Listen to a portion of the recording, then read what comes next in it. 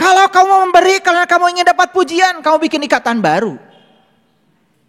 Kalau kamu memberi, kamu ingin mendapatkan pencitraan supaya kamu dibilang baik, kamu bikin ikatan baru. Tidak semua pemberian melepaskan. Pemberian yang melepaskan adalah pemberian yang tidak berharap apa-apa dari pemberian itu. Saya memberi ke masjid, semoga Allah malaikan 700 kali, itu bukan melepaskan. Allazina idza asabathum musibah, orang-orang yang apabila ditimpa musibah. Saya punya persepsi yang lain tentang musibah tadi. Jadi musibah bukan banjir, bukan gempa, bukan ditinggal oleh orang yang dicintai, bukan ditipu orang, tetapi cara kita menerima terhadap semua peristiwa yang terjadi pada diri kita, itu bisa jadi musibah, bisa jadi berkah. Jadi sebetulnya istilah musibah pun itu istilah yang harus direnungkan oleh kita. Karena kita tertipu oleh kehidupan. Begitu banjir langsung bilang musibah. Begitu gunung Merapi langsung bilang musibah. Dan musibah itu selalu negatif. Dan musibah selalu dikaitkan dengan Allah. Allah menurunkan musibah. Tuh, kurang ajar. Inna lillahi wa inna ilaihi rojiun. Dan kalau kita lihat terjemahan yang ada, yang beredar di pasaran, kalimatnya cuma begini. Perhatikan. Orang-orang yang apabila ditimpa musibah, mereka mengucapkan inna lillahi wa inna ilaihi rajiun. Inna lillahi wa inna ilaihi rajiun. Gara-gara tidak diterjemahkan, akibatnya di masyarakat kita jadi salah kaprah. Termasuk kalian semua. Begitu ada orang meninggal, langsung inna lillahi wa inna ilaihi rajiun. Sama semua WA setanah air. Pertanyaan saya, apakah meninggal itu musibah? Kalau musibah itu jelek, berarti orang itu meninggal jelek. Apakah kematian itu jelek? Bukankah mati itu adalah puncaknya kehidupan? Bukankah mati itu adalah kebebasan? Bukankah mati itu hadiah dari Allah? Bertahun-tahun kamu menderita, hari ini aku bebaskan semua rasa sakitmu, dan kamu pulang. Apa yang salah dengan kematian? Pulang kepada Allah, gak usah nunggu mati nanti. Karena kalau kita pulang di kehidupan yang sekarang, kita akan pulang sempurna di kematian nanti. Kullu nafsin zaikatul maut. Setiap yang bernyawa harus merasakan rasanya hidup, rasanya mati. Setiap yang bernyawa harus merasakan rasanya mati. Merasakan rasanya mati justru ketika kita masih hidup. Karena kalau udah mati mah kalian tidak akan bisa merasakan rasanya mati. Kasihan dong orang mati merasakan rasanya mati.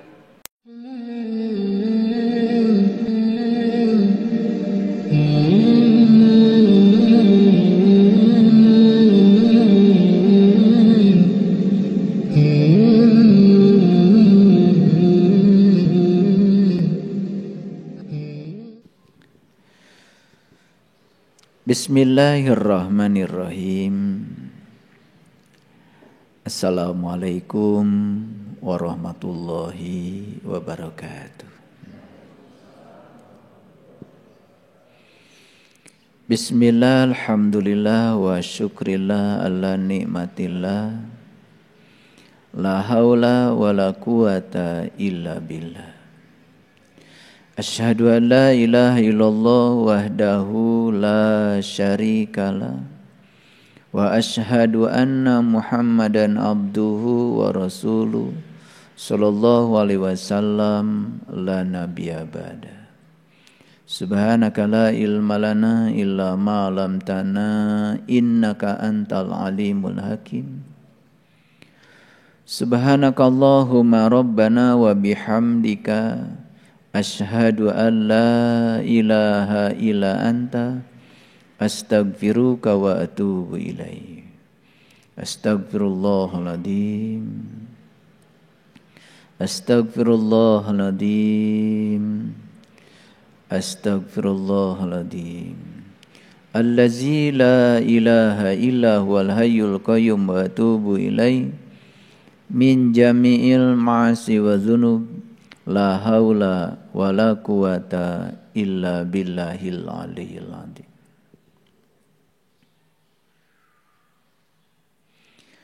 Ada banyak organ tubuh kita dan semua diberi nama berbeda.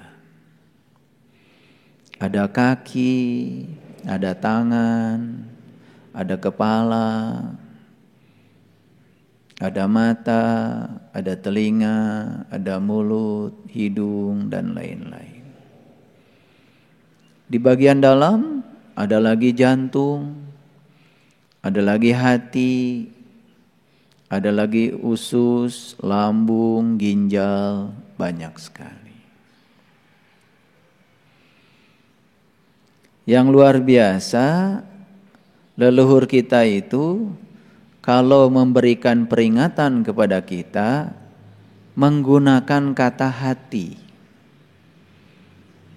Makanya kita sering diingatkan, hati-hati ya.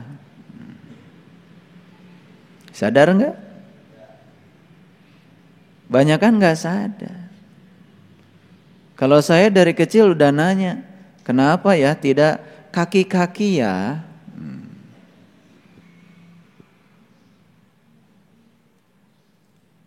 Tidak tangan-tangan ya, tapi hati-hati ya.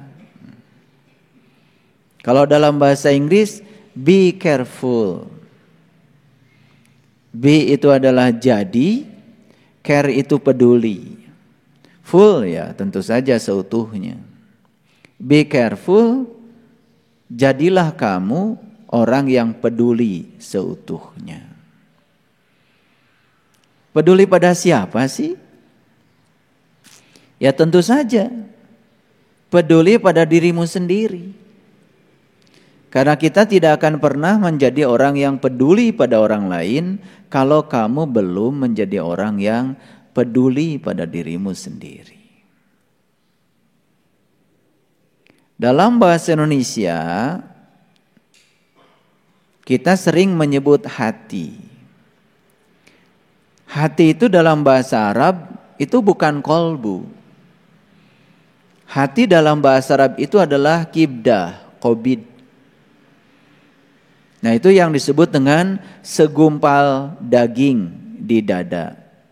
Itu hati. Dan hati tidak ada urusan sebetulnya dengan spiritual.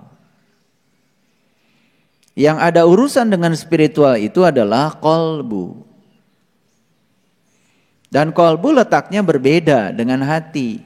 Karena dalam bahasa Arab, kolbu sendiri tidak sama dengan hati. Jadi kolbu, ya kolbu. Kalau hati bahasa Arabnya kibdah, qobid. Makanya ati unta bahasa Arabnya adalah qobidul jumal. Itu hati unta. Jadi kalau berbicara hati, ini masih harus hati-hati. Karena hati yang dimaksud itu kebanyakan orang adalah segumpal daging yang di dada. Itu liver. Dan kalau liver kita sakit, gak masalah. Gak masalah. Ada orang yang terkena hepatitis A, hepatitis B, bahkan sudah keropos livernya, gak masalah, masih hidup kok. Rasulullah menyatakan ada segumpal daging dalam dirimu, kalau itu baik, baiklah hidupmu. Kalau itu buruk, buruklah hidupmu. Kebanyakan hati yang dimaksud adalah liver, gak nyambung jadinya. Padahal secara faktual yang menyebabkan seseorang itu baik atau tidak baik itu adalah pikirannya. Dan pikiran itu adalah softwarenya. Pikiran itu adalah program aplikasinya. Sedangkan yang dijalankan oleh aplikasi itu adalah otak. Dan otak itu adanya di daerah kepala. Kalau saya berpendapat, kalau otak manusia itu baik, baiklah hidupnya.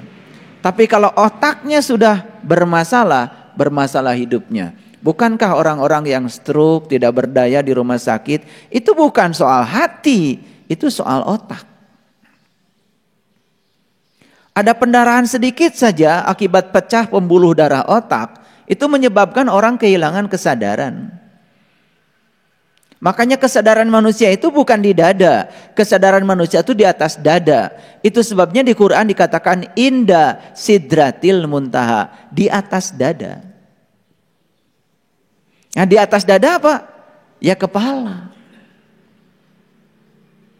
Jadi segumpal daging, kalau itu baik, baiklah semuanya. Kalau itu buruk, buruklah semuanya. Sebetulnya yang paling penting diperhatikan oleh kita itu adalah bagian otak. Dan di situ ada sekitar 100 miliar neuron. 100 miliar sel otak. Satu sel otak itu ibaratnya seperti satu HP kita. Jadi kalau ada 100 miliar sel otak terintegrasi menjadi jaringan elektronik yang sangat kompleks, disebutnya integrated circuit. Itu yang menyebabkan kita bisa berpikir.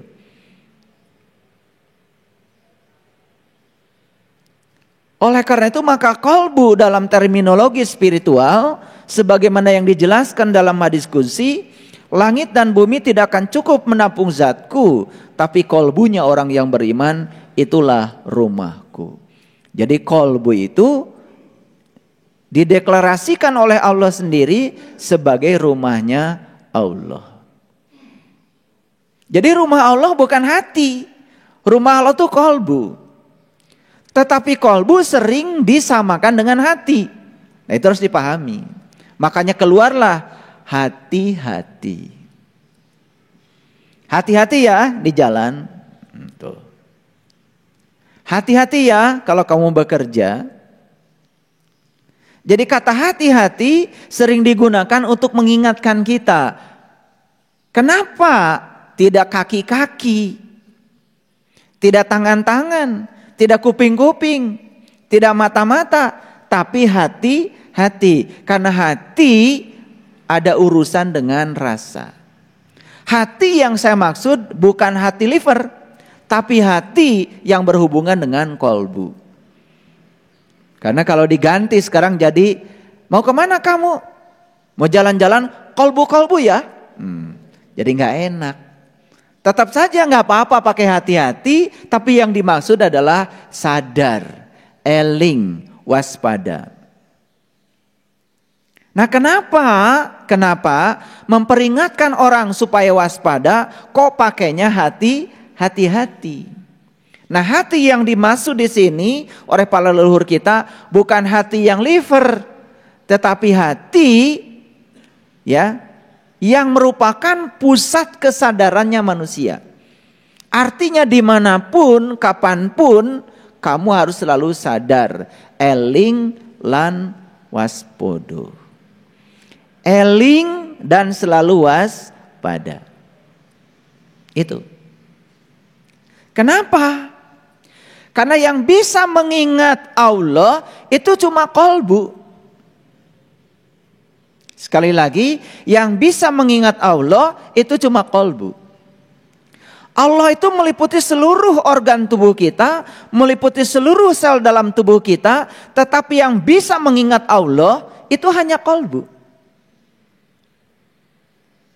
Itu sebabnya di Quran ada kata-kata ya ayyuhallazina amanu wa tatmainu qulubuhum bizikrillah.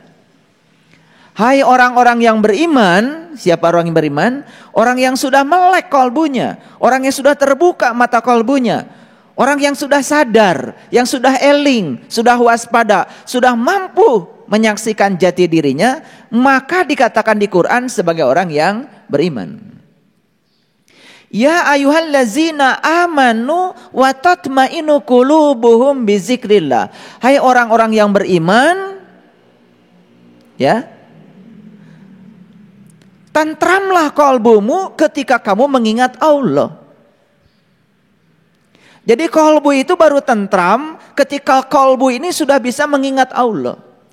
Bahkan dilanjutkan di ayat selanjutnya, ala bizikrillahi tatmainul qulub.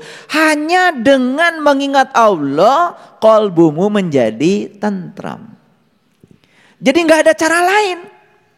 Cara supaya qalbu tentram itu cuma satu.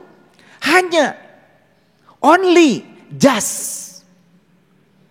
Hanya dengan mengingat Allah, qalbumu akan tentram. Jadi kalau ingin tentram qalbu cuma satu caranya. Hanya dengan mengingat Allah.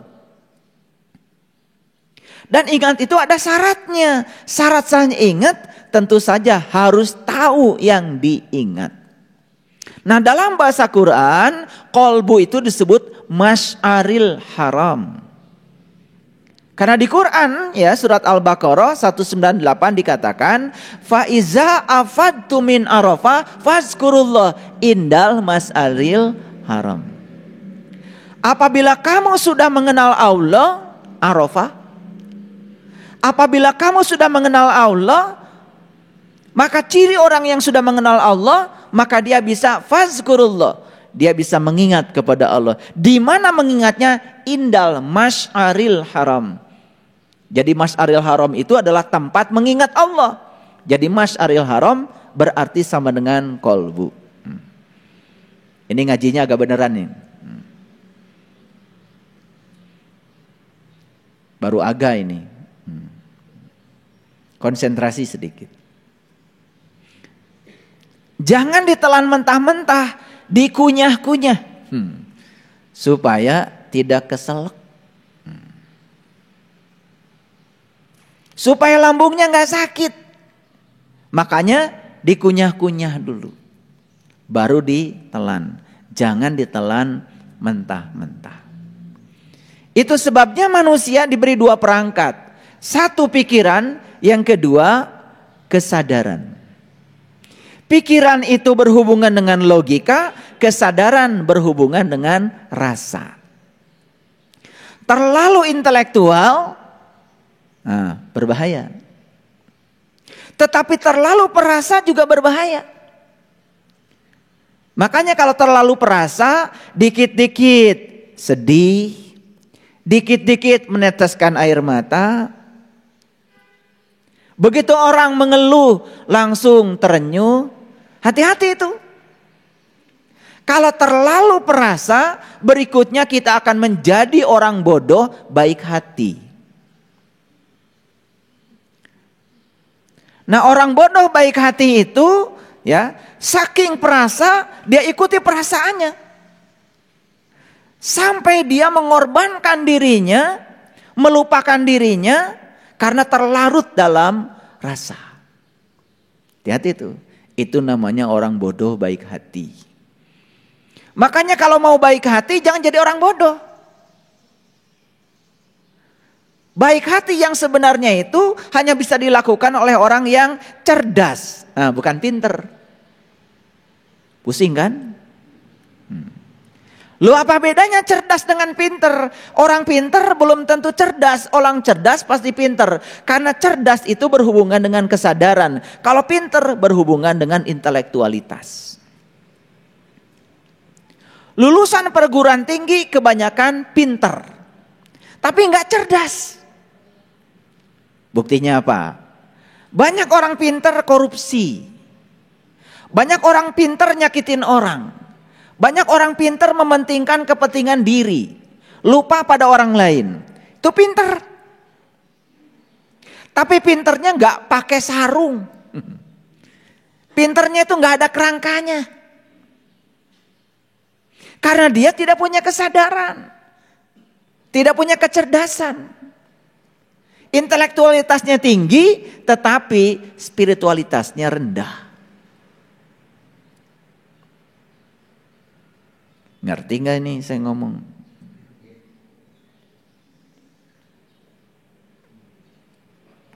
Pisau, kalau mintul, tahu mintul?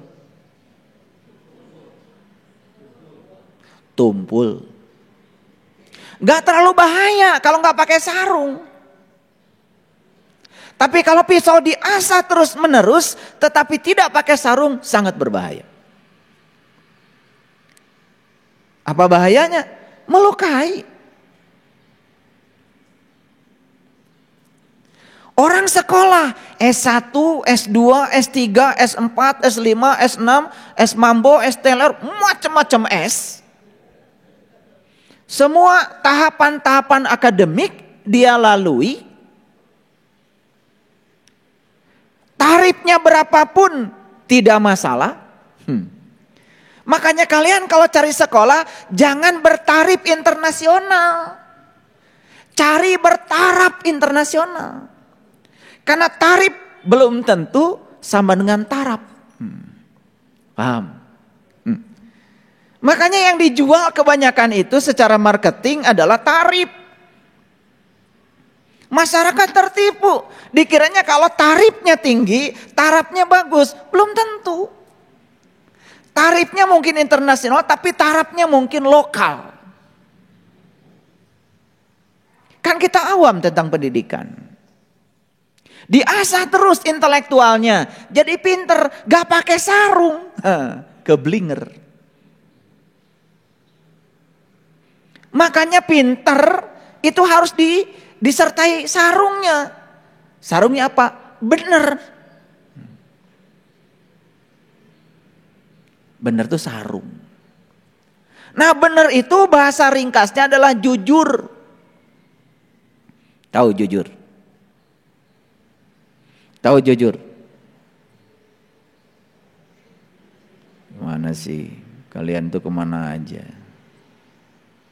Jujur itu pikiran sama dengan perkataan. Perkataan sama dengan tindakan, itu jujur. Gak usah pusing-pusing kalau bikin definisi. Ringkas, singkat, ada isinya, ada nutrisinya. Itu baru benar. Ngerti sekarang jujur? Apa jujur? Ulangi lagi. Pikiran sama dengan perkataan, perkataan sama dengan perbuatan. Jujur namanya. Orang yang pikirannya tidak sama dengan perkataannya, ya itu namanya nggak jujur. Gitu aja kok. Kira-kira kalian termasuk orang jujur atau tidak? Sedang-sedang ya. Mungkin gadis jujur. Sedang-sedang ya. Luar biasa. Sedang-sedang itu artinya gandul. Tahu gandul? Makanya gandul oleh orang Jawa itu disayur. Begitu sudah disayur, namanya jadi jangan. Makanya sayur gandul, artinya jangan gandul. Itu yang bilang tadi sedang-sedang itu gandul itu.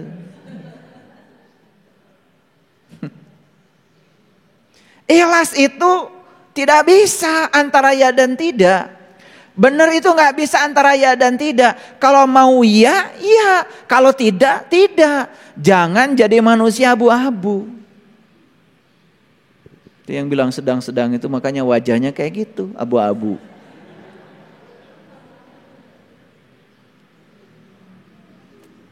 Jujur sedang-sedang. Gimana ngukurnya?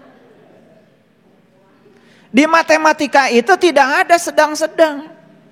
Yang ada itu 2 ditambah 3 sama dengan 5. Gak ada 2 tambah 3 sedang-sedang 5. Gak ada.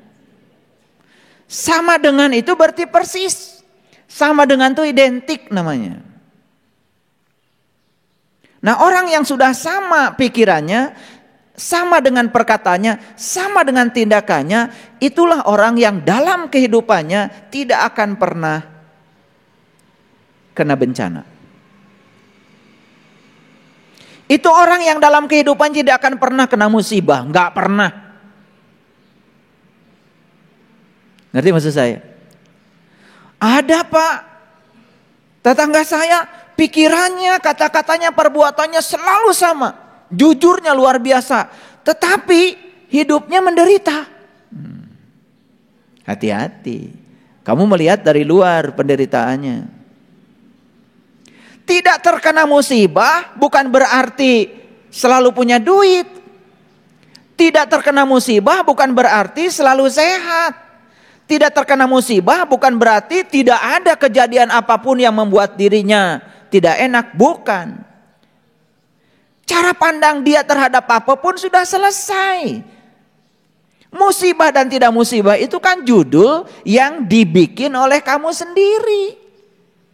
Ini disebut musibah, ini disebut berkah, bukan peristiwanya. Caramu memandang peristiwa, itu yang namanya musibah atau berkah. Paham? Atau belum ngerti?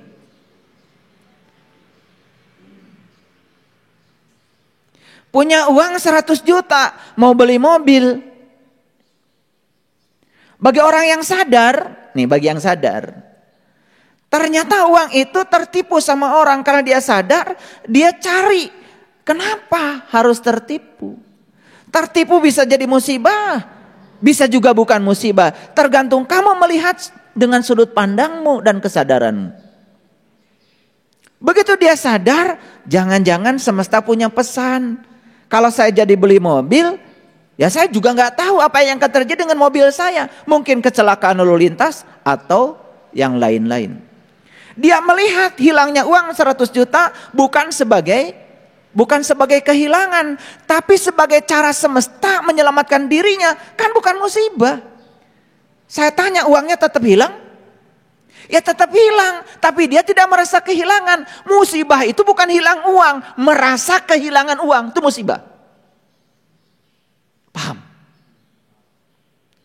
Musibah itu bukan kekurangan.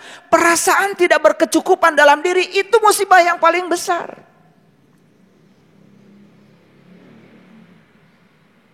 Gak tahu saya hari ini kok pengen ngomong begini. Udah dibuka ayatnya tapi gak kebuka-buka nih ayatnya. Pokoknya saya ikut aja yang dialirkan dari dalam. Ada apa sih dengan kalian hari ini? Kok saya ngomongnya begini? Pasti nyambung.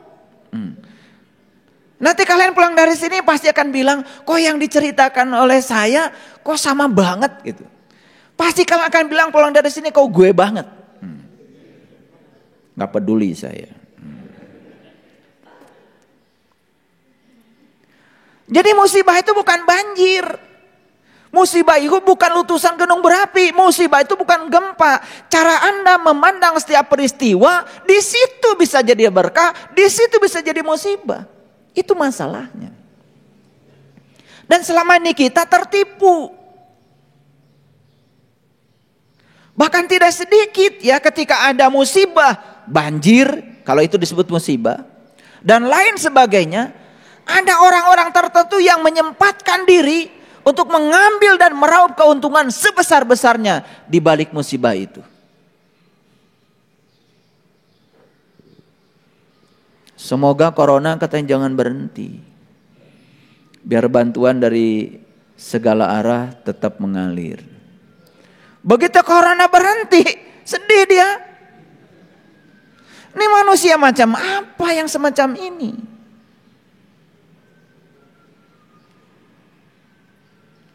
Paham? Kembali lagi. Jadi kenapa kita sering diingatkan dengan kata hati-hati? Kalian tuh kalau ngomong kadang-kadang gak sadar. Anak mau pergi ke sekolah ngomong, hati-hati ya nak. Cuma gitu aja. Gak pernah kata-kata yang diucapkan itu dipertanggungjawabkan, diselami. Harusnya setelah ngomong begitu, kenapa leluhur kita kalau mengingatkan kita, kok pakaiannya hati-hati? Kalau saya udah nanya pada diri saya, kenapa gak tangan-tangan? Ayah, bunda, saya mau pergi ke sekolah, kaki-kaki ya ayah. Ada gak begitu? Lah kenapa pakai hati-hati? Ini ada urusan dengan iman, ini ada urusan dengan rasa. Itu sebabnya logika dan rasa harus dalam keadaan seimbang. Terlalu logika tidak bagus, terlalu perasa juga tidak bagus. Yang bagus, nah ini cocok. Sedang saja. Kalian jujur bilang sedang-sedang saja gimana sih?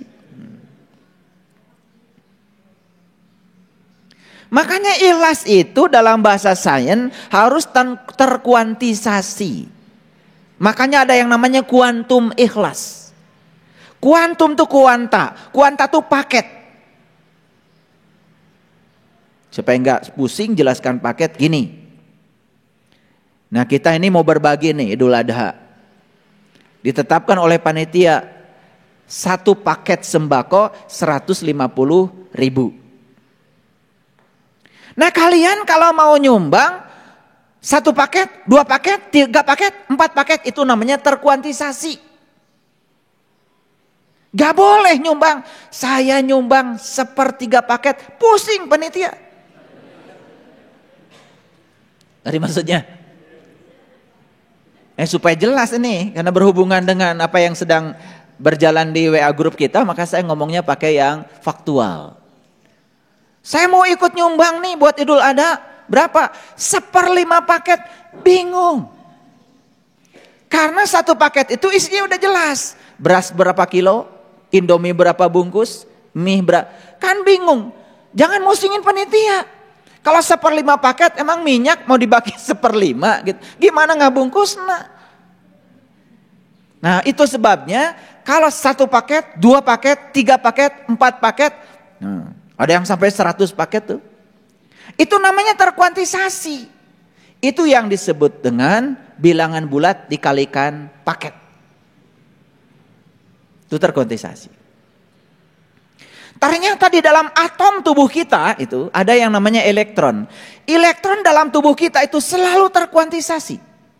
Tidak pernah ada 1,5 elektron. 1 elektron, 2 elektron, 3 elektron, 4 elektron, begitu. Jadi alam juga sudah mengajarkan kuantisasi. Nih cahaya yang datang kepada kita ini ya. Ini satu paket energinya sama dengan konstanta Planck dikalikan frekuensi. Itu satu paket. H dikalikan F. Itu paket energi, namanya paket energi cahaya. Ternyata cahaya yang datang kepada kita tidak pernah setengah paket. 1,5 paket, selalu 1 paket, 2 paket, 3 paket. Itu namanya terkuantisasi. Itu lahirlah yang namanya fisika kuantum. Semuanya terkuantisasi. Itu sebabnya jangan khawatir. Walaupun Bapak Ibu beda 1 digit nomor teleponnya dengan saya, tidak akan ada WA yang nyasar. Karena itu sudah 1 paket. Nah inilah kita hidup di zaman kuantum fisik. Di zaman fisika kuantum. Semua sudah terkuantisasi. Ikhlas itu terkuantisasi. Makanya kalimat terkuantisasi dalam bahasa spiritual namanya la ilaha illallah. Keren. La ilaha itu artinya kosong. Illallah artinya 1. Tidak ada keadaan setengah, kosong atau 1. Kalau HP kita nih mati 0. Dihidupkan 1.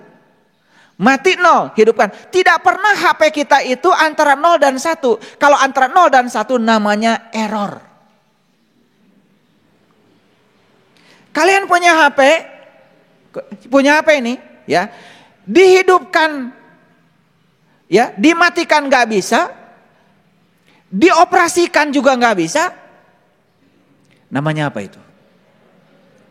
Namanya apa? Hah? Ya error.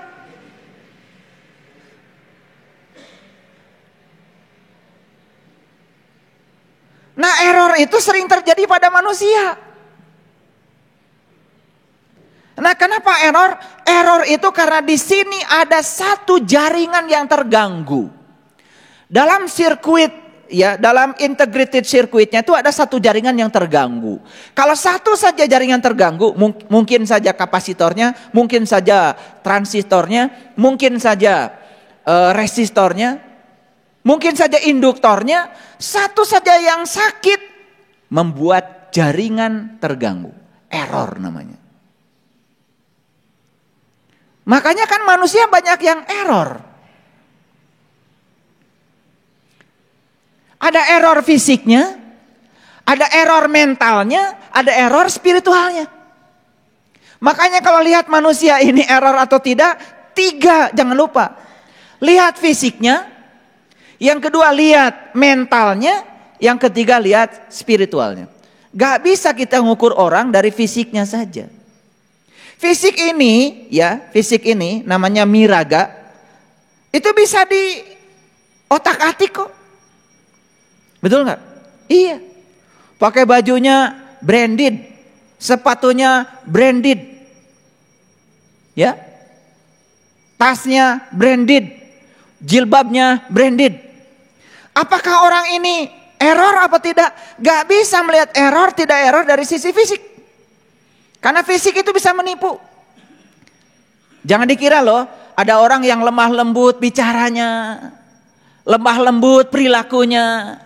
Padahal dalam kelembutan itu dia menyembunyikan kejahatannya. Dan orang yang kayak ini berbahaya. Karena apa? Banyak yang tertipu. Kalau ngomong lemah lembut kayak apa? Nah, padahal lemah lembut itu ya, itu bisa jadi untuk menutupi kejahatannya. Makanya jujur itu sebetulnya nggak bisa dilihat dari aspek fisik. Jujur itu harus tiga-tiganya. Makanya coba perhatikan, kalau orang tubuh fisiknya itu sakit, error, itu pasti ada yang error di dalam dirinya. Yang error pertama adalah jiwanya, yang error kedua adalah mentalnya. Saya juga heran, banyak orang yang bergerak di bidang jiwa. Maaf ya, kan ada yang namanya rumah sakit jiwa.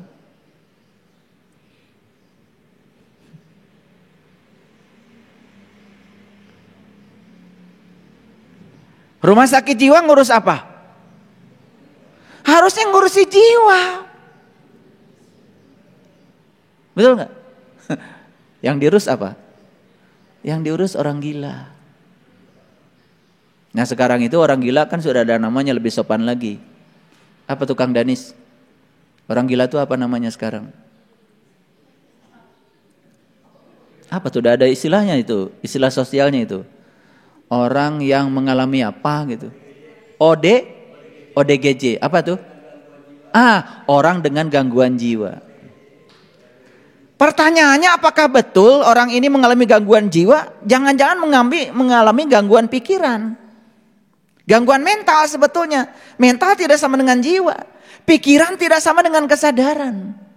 Sebenarnya yang mengalami gangguan ini kan sebenarnya mental. Tetapi ya udah terbiasa kita kan campur aduk gak jelas. Iya, makanya gak sembuh-sembuh. Ya iya. Gangguan mental larinya ke saraf. Sarafnya tegang. Supaya sarafnya gak tegang, suntik saja pakai obat psikotropik. Begitu disuntik kan otak tegangnya jadi kendur. Begitu kendur, nah lumayan errornya berkurang. Tetapi begitu obat tidak diberikan, tegang lagi, tegang lagi. Kenapa? Yang disembuhkan sebenarnya bukan sumber awalnya. Yang ditreatment adalah akhirnya. Paham? Itu sebabnya kalau kalian sakit fisik, yang disembuhkan itu adalah akhirnya dengan cara minum obat atau disuntik, apapun treatment kita, sebetulnya kita sedang menyembuhkan akibatnya. Sebabnya kan tidak pernah di treatment. Apa yang terjadi? Ya penyakit itu akan tumbuh dan tumbuh lagi. Karena sebabnya nggak pernah dicari. Padahal sakit fisik itu jelas sebabnya ada masalah dengan jiwa, ada masalah dengan mental. Ada masalah dengan spiritual, ada masalah dengan pikiran. Itu sebetulnya. Nah itulah kita harus belajar tubuh ini secara holistik. Saya kasih tahu coba. Bisa gak ngukur orang? Ini baik atau tidak? Bisa gak? Bisa gak ngukur orang dia tuh baik apa tidak? Bisa? Sulit. Ada yang mengatakan ngukur orang baik, lihat saja selama hidupnya. Ada orang yang mengatakan cara mengukur orang baik, lihat saja ketika matinya. Saya punya pendapat yang berbeda. Cara mengukur orang itu baik, lihat semasa hidupnya sekaligus saat matinya.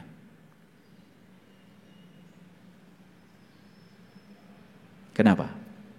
Karena itu satu rangkaian. Orang yang di dalam hidupnya penuh cinta kasih, peduli. Masa iya ketika dia mati orang gak datang? Betul gak? Gitu. Pastilah orang akan datang. Kenapa? Menyampaikan penghormatan terakhir. Karena dia merasakan keberadaan orang ini semasa hidupnya membawa berkah dan manfaat bagi orang banyak. Makanya mengukur kebaikan diri kita itu ketika kita hidup sekaligus ketika kita mati. Itu satu rangkaian. Gak bisa ketika hidup saja. Gak bisa juga ketika mati saja. Kenapa?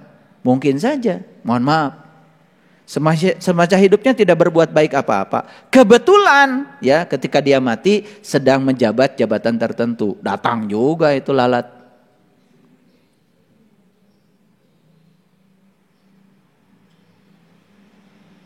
Semut itu kan biasanya kalau ada gula datang. Kebetulan saja dia sedang pegang gula. Mungkin gak ada orang semacam menjabatnya itu dolim luar biasa ketika dia mati banyak yang datang? Mungkin. Makanya gak bisa diputus itu. Rangkaian kebaikan itu hidup dan mati itu satu paket.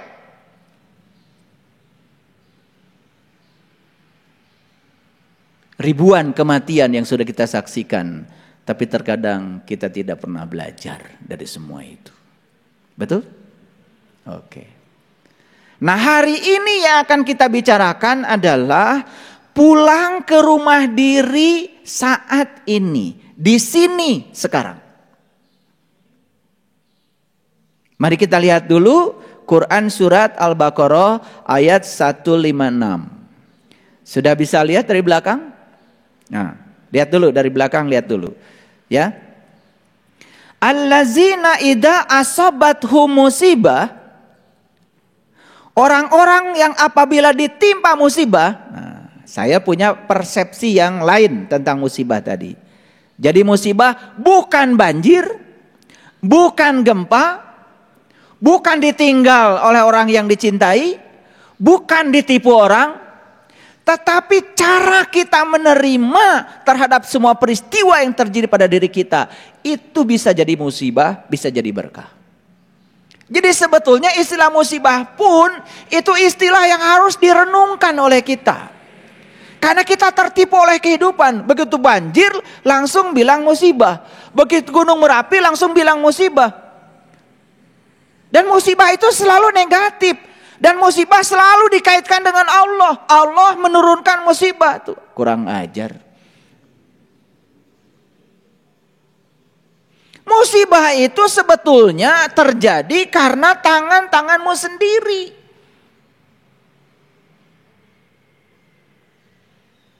Sekali lagi, pahami saya. Bisa disebut musibah, bisa disebut berkah tergantung kesadaranmu. Berulang kali saya mengatakan, Gunung Merapi meletus. Orang yang mau panen hari ini gak jadi panen karena apa? Mati seluruh pohonnya tertimbun oleh debu. Karena ada yang terampas dari dirinya, dia bilang itu musibah saat ini.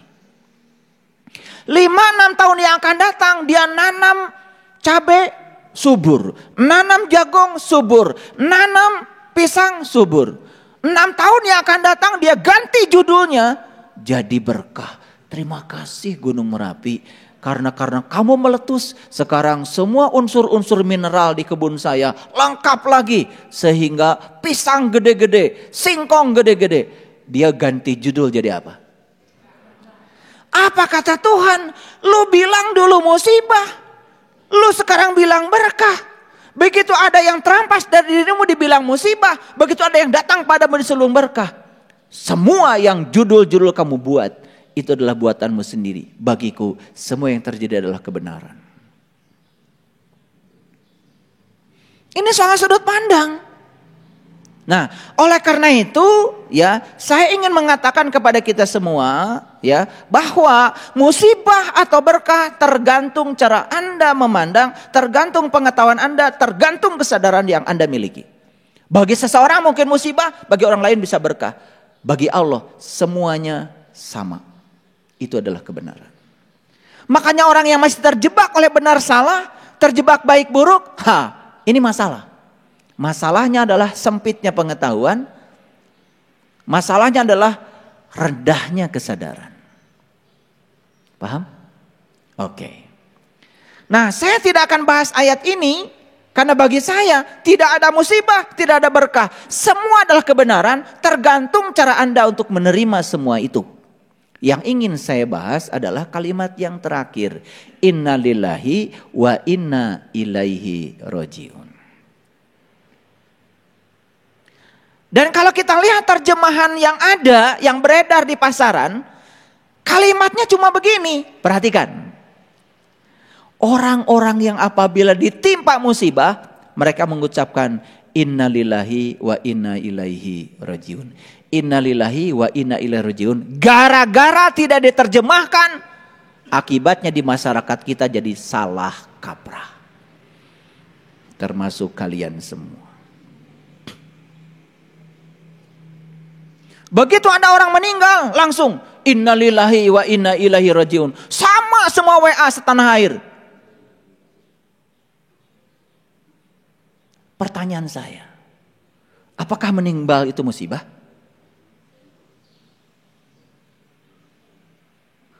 Kalau musibah itu jelek, berarti orang itu meninggal jelek. Apakah kematian itu jelek? Bukankah mati itu adalah puncaknya kehidupan? Bukankah mati itu adalah kebebasan? Bukankah mati itu hadiah dari Allah? Bertahun-tahun kamu menderita, hari ini aku bebaskan semua rasa sakitmu dan kamu pulang. Apa yang salah dengan kematian? Dan sampai hari ini hampir semua kita mengatakan kematian adalah musibah. Lalu kalian ngomong dengan enaknya bilang turut berduka cita. Tambah konyol lagi. Sudah bilang kematian musibah, padahal itu kebenaran. Lanjut lagi kalian ngomong. Saenae dewe bilangnya turut berduka cita. Padahal kata Rasulullah, jika ada orang yang benar-benar sedang menderita, harusnya Anda datang dan membahagiakan mereka, bukan turut berduka cita. Orang sedang berduka cita, Anda turut.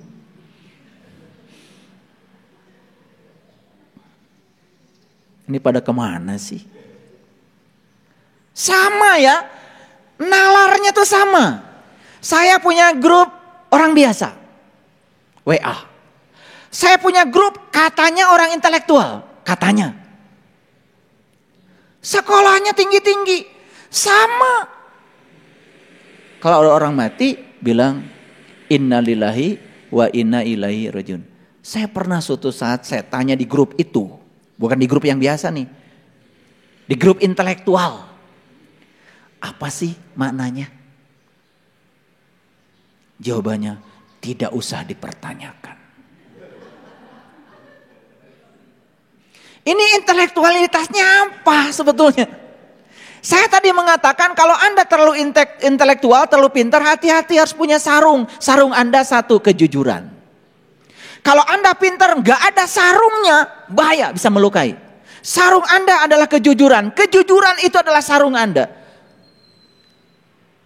Tapi kalau menganggap Anda pintar, gak bahaya. Anda sekolah S1, S2, S3 dan Anda menganggap Anda pintar, gak bahaya. Kan cuma menganggap diri pintar. Gak perlu disarungin kayak gitu, gak bahaya.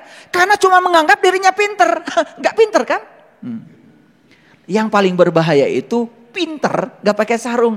Kalau menganggap dirinya pintar, pakai macam-macam gelar akademik, ingin dibilang pintar, gak bahaya yang kayak gitu. Apa bahayanya model kayak gitu? Dia cuma bangga dengan gelar-gelar akademik yang melekat pada dirinya. Buat apa? Mikirin kayak gini aja gak ada waktu. Coba pikirkan semua yang mau Anda ketik, mau Anda sampaikan kepada orang, pikirkan Anda ngerti apa tidak. Jangan latah ngikut-ngikut apa kata orang.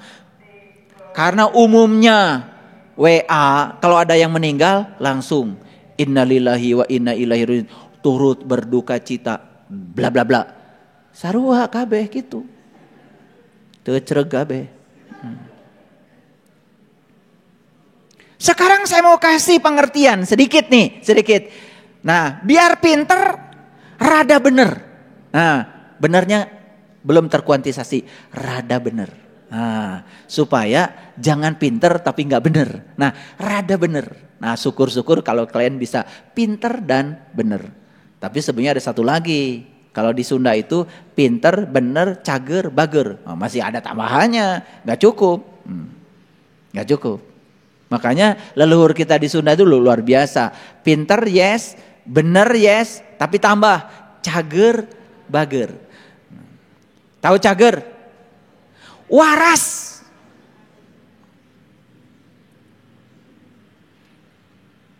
Coba ya, waras dikit deh. Nggak usah banyak-banyak, dikit dulu warasnya. Dan sekarang ini yang waras ini sudah mulai berkurang. Bayangkan coba. Ribuan orang pergi haji. Ribuan orang tuh pergi haji. Begitu sampai di Jeddah disuruh baris. Yang laki dipanggil haji, yang perempuan dipanggil hajah. Dan dia kira itu gelar yang diberikan oleh mereka. Alhamdulillah katanya. Baru aja nyampe Jeddah, saya sudah dikasih gelar cek saha. Haji itu artinya pengunjung bagi laki-laki. Hajah pengunjung bagi perempuan. Yang berkunjung ke Jeddah, laki-laki disebut haji, perempuan disebut hajah. Artinya tuh pengunjung. Waras atau seetik. Pengunjung itu di sana karena kita sedang jadi pengunjung. Balik ka dieu, hayang disebut haji jeung hajah, teu waras. Dan ketidakwarasan ini saya lihat juga ada di perguruan tinggi. Saya sedih lihat gelar profesor, doktor, haji. Ngapain? Ini yang luar biasa, gelar ini dibawa-bawa di masjid, dibawa-bawa di pesantren coba. Jadi ketidakwarasan ini masif. Disebarkan oleh mereka yang tidak waras. Bayangkan ya. Sekali saya pergi ke Mekah, gelar saya H. Kedua kali H lagi. Ketiga kali H. Kalau semua ditulis jadi ha. Repot kan gelar saya. Tuh hayang seuri gitu. Sok sareri lah. Tanu seuri pangtarikna berarti mulai waras. Ini saya cerita tentang waras sedikit ya. Baik kita lanjut sedikit. Nah, innalillah apa artinya? Innalillah sesungguhnya kita ini adalah milik Allah. Sesungguhnya kita berasal dari Allah, nggak apa-apa. Walaupun nggak ada kata-kata berasal. Innalillah bahasa aslinya sebenarnya sesungguhnya kita ini adalah miliknya. Itu yang benar. Wa inna ilah itu bukan Allah. Ilah itu apa yang kamu pertuhankan. Rajiun itu balik. Rajiun itu kembali. Jadi innalillah sesungguhnya kita berasal dari Allah. Wa inna ilaihi rajiun dan kita akan dikembalikan pada apa yang kita ilahkan. Jadi kita berasal dari Allah dan kita akan dikembalikan pada apa yang kita pertuhankan. Nah kita asal dari Allah nggak usah didiskusikan lagi. Sareraya urang asal ti Allah. Balik ke Allah. Nah ini yang perlu didiskusikan. Apakah semua yang berasal dari Allah otomatis akan kembali kepada Allah? Tidak. Tergantung apa yang Anda ilahkan. Kalau Anda menuhankan Allah, ya baliknya ke Allah. Kalau Anda menuhankan yang selain Allah, ya tempat kembali Anda itu yang Anda pertuhankan.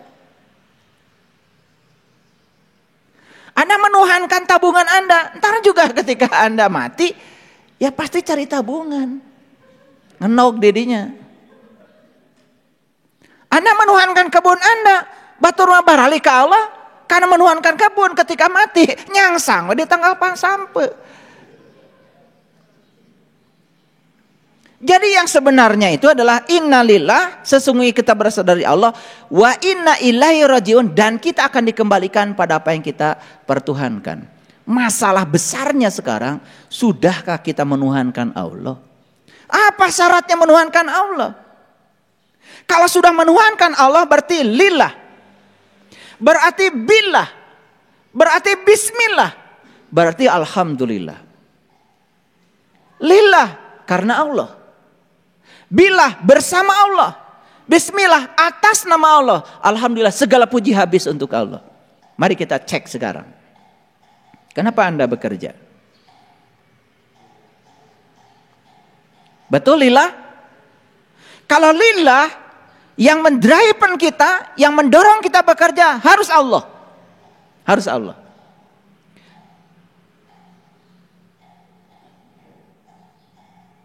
Saya sudah bertanya, sudah melakukan riset. Kenapa Anda bekerja? Atuh Pak, upami abdi teu kerja mah. Pun anak bade tuang di mana? Kan sieun teu dahar.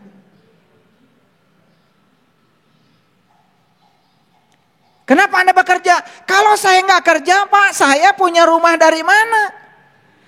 Berarti dia kerja kan takut gak punya rumah. Kenapa Anda bekerja? Cicilan mobil Pak, cicilan. Siapa yang bayar kalau saya nggak kerja? Apa yang menggerakkan dia bekerja? Sieun teka bayar cicilan. Jujur, apakah yang menggerakkan Anda Allah? Bukan. Semua yang menggerakkan Anda adalah rasa takut yang Anda bikin sendiri dari ego Anda, dari pikiran yang gelap dalam diri Anda. Itu yang disebut dengan pikiran palsu Anda.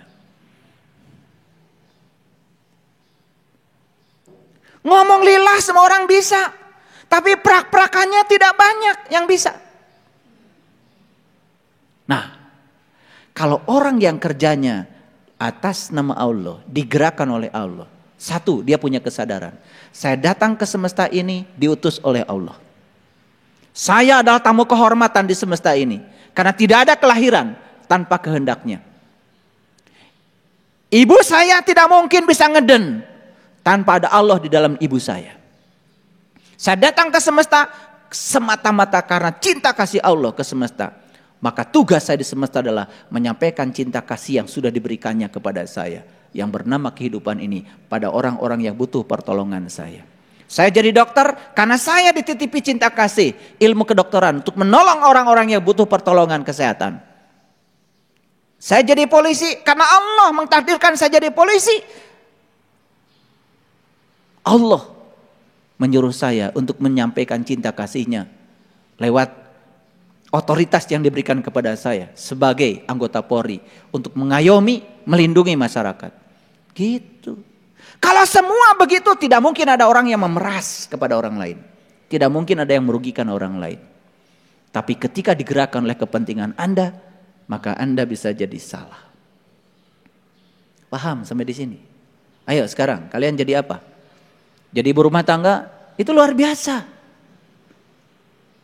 Jadi apa? Jadi pedagang luar biasa. Saya dagang bubur, yakini saja. Allah menyampaikan ilmu bubur kepada saya akan bikin bubur yang enak. Dan saya ketika melayani orang-orang, saya sedang melayani orang-orang yang butuh makanan. Butuh pertolongan lewat saya. Anda akan jadi pedagang, akan jadi apapun yang berkah. Lillah. Ketika Anda sedang bekerja, billah, sertakan Allah. Allah itu bersama kita sekarang, di sini, saat ini. Aneh ya. Aneh sekali.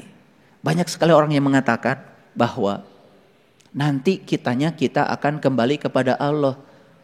Kalau sudah mati, bukankah Allah sekarang bersama kita?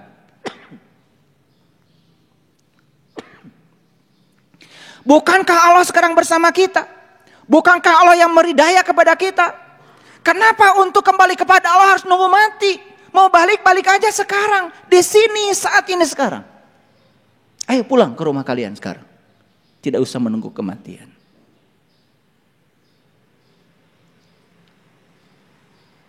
banyak yang gagal berpikir. Dan seakan-akan Allah tuh baru bisa ditemui nanti setelah mati.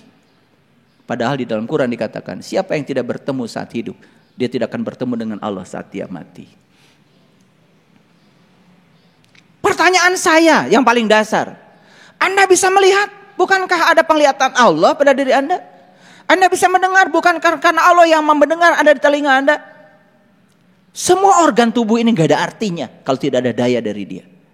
Bukankah Allah bersamamu hari ini, saat ini, di sini, sekarang? Kenapa? Kenapa? Untuk menemuinya harus menunggu mati dulu. Kenapa untuk merasakan harus menunggu mati dulu? Saya tidak mengerti pikiran itu sampai sekarang. Kenapa begitu banyak orang-orang yang kurang waras berpikirnya? Memang Anda bisa mengangkat tangan, ada siapa dalam diri Anda? Ada daya dari Allah. Ada Dia. Bahkan Allah berulang kali mengatakan, aku bersamamu dimanapun kamu berada. Bahkan aku lebih dekat kepadamu melampaui dekatnya urat nadi lehermu. Allah tuh ada bersama kita sekarang, di sini, saat ini. Dan saya bisa berbicara seperti ini karena Dia memberikan daya kepada saya. Dan sekarang saya sedang berbicara seperti ini. Saya merasakan Dia ada bersama saya. Tidak usah untuk merasakan kehadiran harus menunggu mati nanti. Di sini, saat ini, sekarang. Inna lillahi wa inna ilaihi rajiun. Kita ini milik Allah.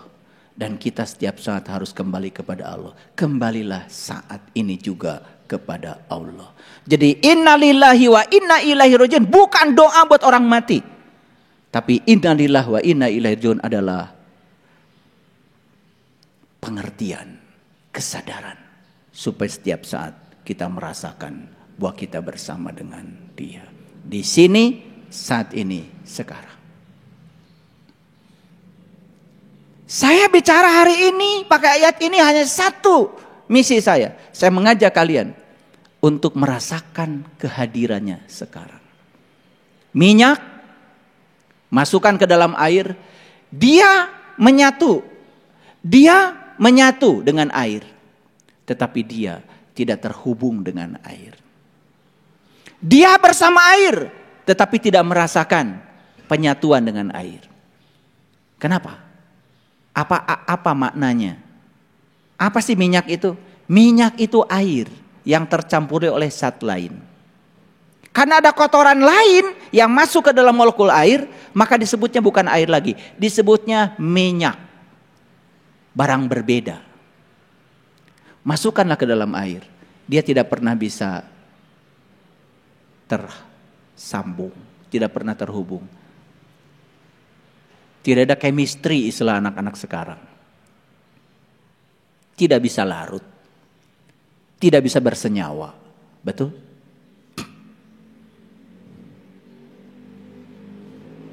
Lihat saya semuanya. Kita saat ini di sini sedang berada dalam tubuhnya Allah. Kita saat ini di sini sedang berada dalam pelukannya Allah. Pertanyaan yang paling dasar, mengapa kita tidak merasakan pelukannya? Mengapa kita tidak merasakan kehadirannya? Mengapa kita tidak tersambung dengannya? Mengapa kita tidak bersolawat kepadanya? Di Quran ada dua terminologi yang penting kalian perhatikan. Di Quran surat Al-Mu'minun ayat pertama, ayat kedua, Allah berbicara solat. Di Quran surat Al-Mu'minun ayat 9, Allah bicara solawat. Apa bedanya solat dengan solawat? Solat itu adalah menyatu. Solawat menyatu sekaligus terhubung. Lihat saya semuanya. Kita dekat dengan orang, tetapi tidak ada chemistry-nya, tidak terhubung.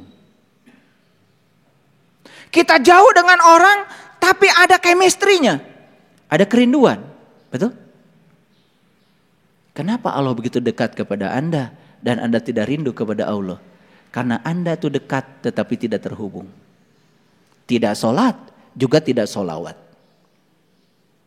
Makanya sholat itu harus sampai kita mengalami penyatuan. Penyatuan juga tidak cukup. Penyatuan harus mengalami keterhubungan. Sholawat. Ciri orang yang beriman itu dua. Dia sholat sekaligus juga sholawat. Menyatu sekaligus juga terhubung. Paham? Oke, mari kita lihat lagi.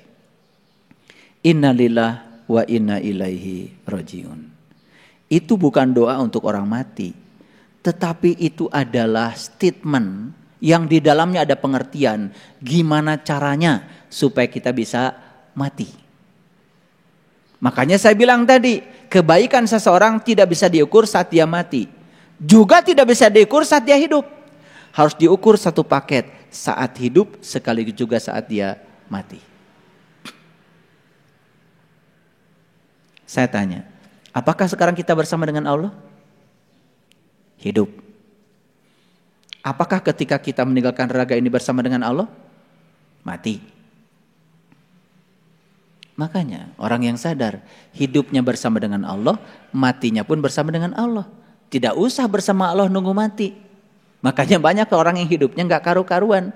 Karena dia pikir bersama Allahnya nanti ketika mati. Padahal saat mati tidak akan bisa bersama dengan Allah. Kalau saat hidup tidak bersama dengan Allah. Saat hidup bersama dengan Allah, matinya pasti bersama dengan Allah. Inilah pentingnya memahami innalillah wa inna ilaihi rajiun. Apa artinya? Ya, kita berasal dari Allah dan akan kembali kepada Allah. Siapa yang akan kembali pada Allah? Yang sepanjang hidupnya dia merasakan kehadiran Allah dan selalu bersama dengan Allah, dan dia melakukan aktivitas atas nama Allah, dan setelah dia berhasil dia pun menyampaikan puji habis buat Allah.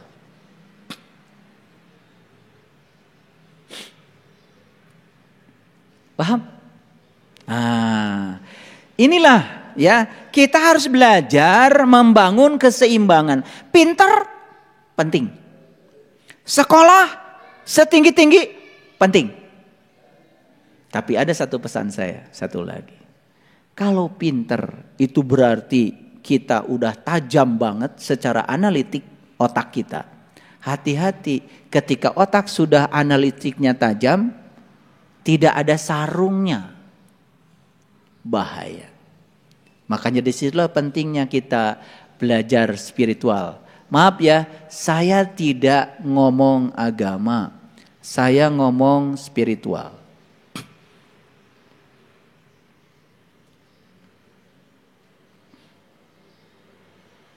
Saya ngomong spiritual. Karena apa? Bagi saya, nilai seseorang tidak bisa ditentukan oleh keyakinan yang dia anut. Tapi nilai seseorang ditentukan oleh kualitas orang itu, apapun keyakinannya. Maaf, bagi saya.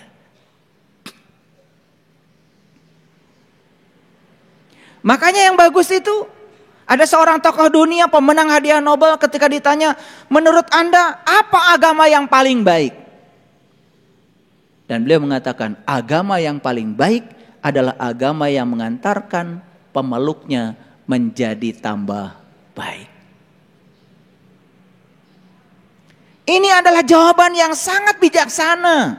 Tidak mendiskreditkan keyakinan tertentu. Inilah jawaban orang-orang yang sudah bijaksana.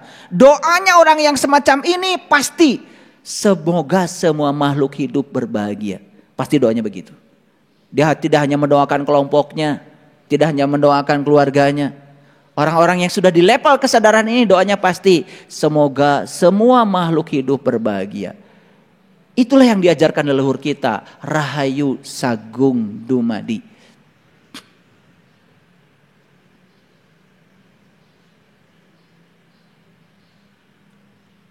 Itu bedanya orang yang sadar dengan orang yang tidak sadar. Jadi anak-anak kita ini harus dididik supaya dia mengalami keseimbangan dua. Keseimbangan intelektual, logika, dengan keseimbangan spiritual, rasa. Makanya orang tua kita bilang hati-hati. Keren gak orang tua kita kalau bicara? Ini soal peradaban, ini soal kecerdasan. Ngomong tuh gak sembarangan. Hati-hati. Cuman kita kan gak pernah menyelidiki sisi etimologi dari semua kata-kata yang kita ucapkan. Betul gak? Kita ngikut-ngikut orang aja. Hati-hati Jang. Gitu. Cuma gitu aja. Gak pernah menusuk ke bagian dalam dari kesadaran kita. Karena kita juga tidak mengerti yang kita ucapkan. Betul apa tidak? Oke, baik. Saya simpulkan dulu sebelum saya lanjutkan. Innalillahi wa inna ilaihi raji'un. Artinya apa? Sesungguhnya kita berasal dari Allah dan akan dikembalikan kepada apa yang kita pertuhankan. Kalau kita menuhankan Allah, baliknya pasti kepada Allah. Siapa yang akan kembali kepada Allah setelah kematian? Adalah mereka yang bersama Allah saat dalam kehidupan. Setuju? Oke. Apakah sekarang kita bersama dengan Allah? Bersama Allah. Cuman seperti minyak dalam air. Bersama tetapi tidak menyatu. Bersama tetapi tidak terhubung. Yang dibutuhkan oleh kita adalah kesadaran bahwa Allah bersama kita. Gak pernah tidur, gak pernah ngantuk. Kan dia wujud dalam diri kita, menjadi nafas dalam diri kita. Kan ketika kita tidur, mata kita tidur, telinga kita tidur, tangan kita tidur, kaki kita tidur. Satu-satunya yang tidak tidur dalam diri kita adalah nafas kita. Lalu kita baca ayat kursi, Allahu la ilaha illa huwal hayyul qayyum. Allah tidak Tuhan selain Dia yang senantiasa berdiri tegak. Tidak pernah tidur, tidak pernah ngantuk. Siapa yang berdiri tegak dalam diri kita? Yang gak pernah tidur, gak pernah ngantuk. Bukankah napas kita? Yang gitu aja kadang-kadang kita gak sadar. Terus saja mencari yang di luar. Yang di dalam diri kita sampai kita gak sadar. Kita ini terlalu sibuk dengan gamis. Tahu gamis? Gamis itu baju agama.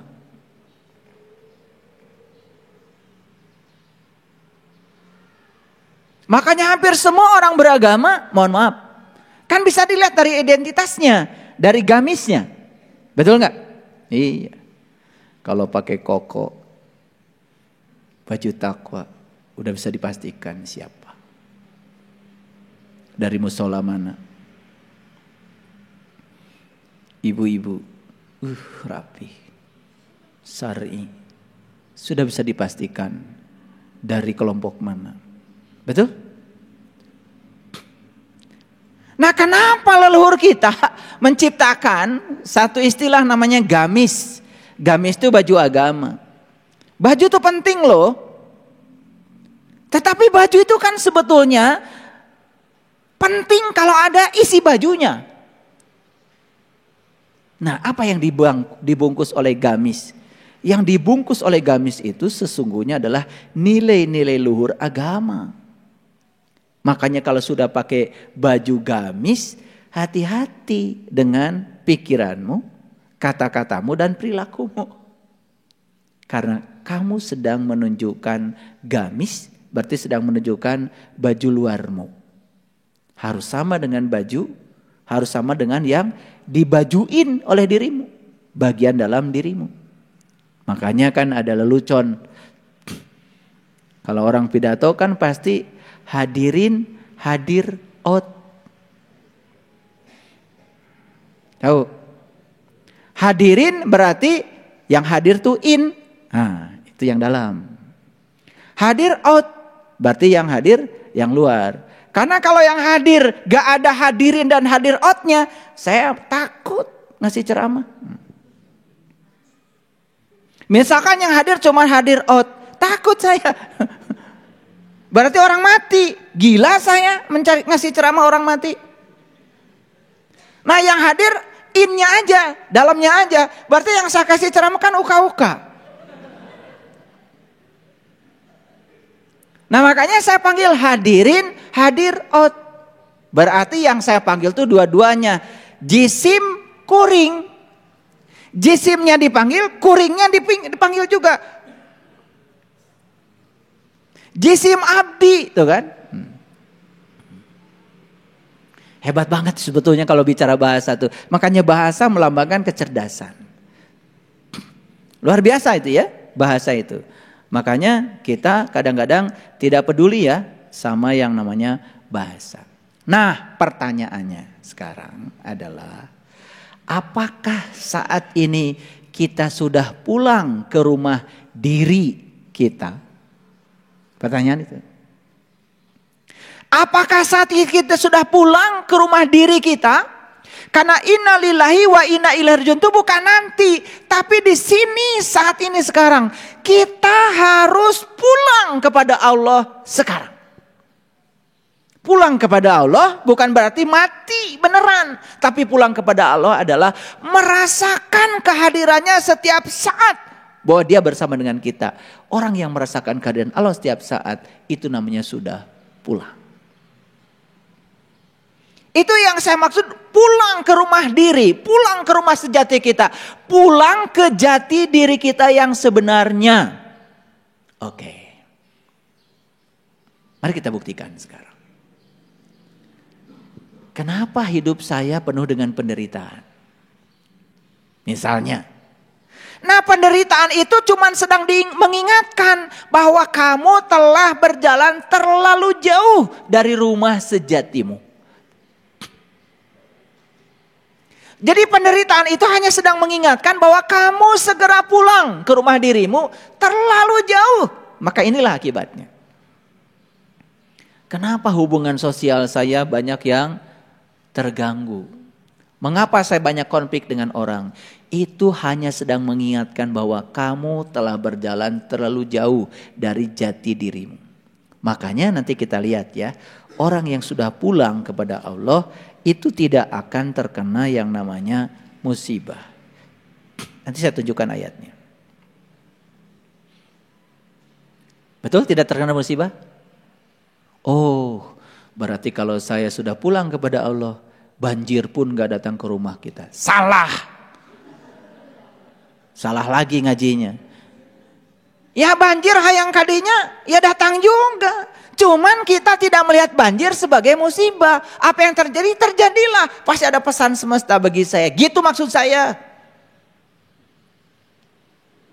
Omongan Bapak itu ternyata salah.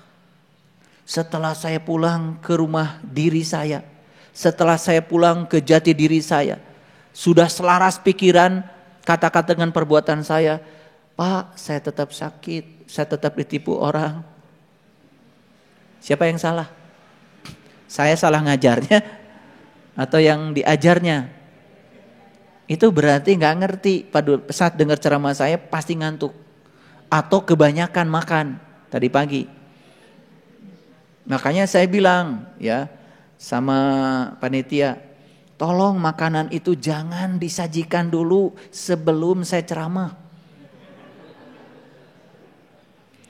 Karena saya khawatir ya makanan itu mengurangi kesadaranmu. Sehingga saat mendengarkan ceramah kamu sedang berjuang untuk sadar. Karena begitu makanan masuk terlalu banyak jadi kehilangan kesadaran. Bagusnya dengerin ceramah saya kosong perutnya. Atau khusus hari Rabu kalian pagi-pagi minum jus aja. Jus wortel, jus belimbing, jus aja. Spesial Rabu mau dengerin ceramah. Biar pinter dikit. Nah pinter sekaligus juga benar. Berarti cerdas. Ya toh? Makanya kalau intelektualitas dengan intelijensia beda. Intelektualitas itu ya kognisi. Kalau intelijensia kesadaran. Dalam bahasa Inggrisnya juga berbeda. Makanya harus hati-hati dengan bahasa. Baik, saya akan tunjukkan. Tadi saya janji apa katanya? Kalau orang yang sudah pulang kepada Allah itu bebas dari bencana, bebas dari musibah. Ini beneran, beneran, ya, beneran. Baik, kita lihat dulu ya. Saya akan tunjukkan perlahan-lahan. Saya tunjukkan Quran surat Ali Imran ayat 174. Pelan-pelan ya ngajinya biar semua bisa tuntas. Baik, kita lihat ya.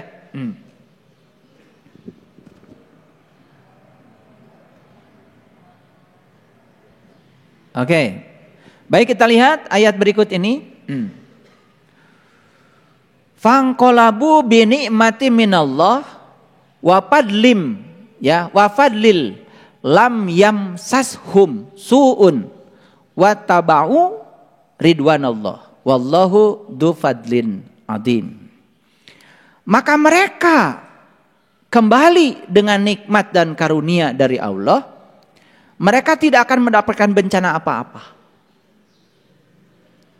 Asal mereka mengikuti keridhaan Allah. Dan Allah mempunyai karunia yang sangat besar. Jadi mereka yang kembali kepada Allah, fa'an qolabu, ya, kembali kepada nikmat Allah, kembali pada karunia Allah. Tahu nikmat ya? Tahu nikmat? Nikmat yang paling besar kan Allah.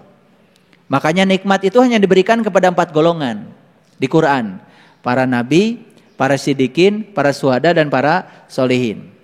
Ya, siapa nabi? Nabi itu orang yang dapat ilmu, tetapi baru untuk dirinya sendiri. Ilmu apa? Tentu saja ilmu untuk meniti ke dalam diri agar tahu jati diri. Itu nabi. Siapa siddiqin? Siddiqin itu orang yang membenarkan nabi. Karena dia sudah mengalami pengalamannya nabi. Bagaimana kita membenarkan nabi kalau belum mengalami pengalaman nabi? Itu namanya siddiqin. Syuhada. Nah, syuhada itu orang yang menyaksikan. Menyaksikan siapa? Menyaksikan apa yang disaksikan nabi. Gitu. Nah, kemudian apa yang disebut dengan solihin? Solihin itu orang yang sudah menjalankan amal soleh. Apa amal soleh? Amal soleh adalah amal yang dilakukan Nabi, yang mengantarkan dia kepada Allah. Ketika amal itu dijalankan, kamu akan jadi solihin. Jadi 4. Jadi oleh karena itu maka yang dapat nikmat di Quran cuma 4. Para nabi, para siddiqin, para syuhada, para solihin. Nah, kalau ingin selamat, kalian harus masuk salah satu dari yang 4 itu. Masuk salah satu. Masuk solihin, udah keren. Syukur-syukur masuk syuhada. Syukur-syukur masuk siddiqin. Gitu. Awas, jangan ngaku nabi. Tetapi sekaum dengan para nabi gak apa-apa ngaku gitu. Asal beneran.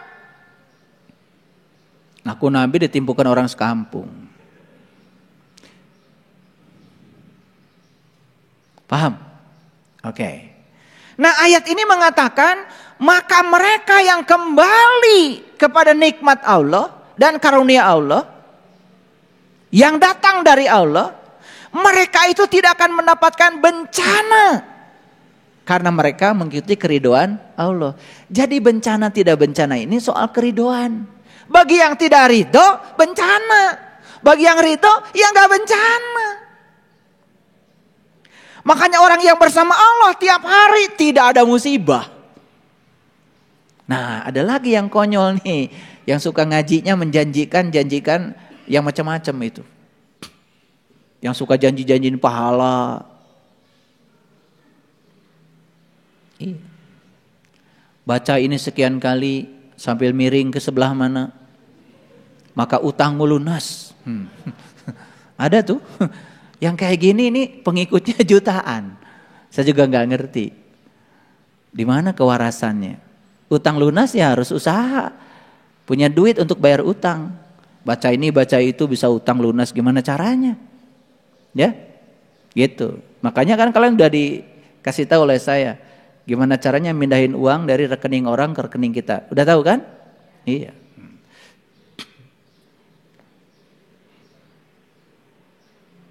Makanya orang suci itu pasti sakti. Tapi orang sakti belum tentu suci. Kalian jadi orang sakti, suci aja. Karena saya yakin setiap orang suci pasti sakti. Orang sakti belum tentu suci. Apa yang harus kalian sucikan? Sucikan jiwamu.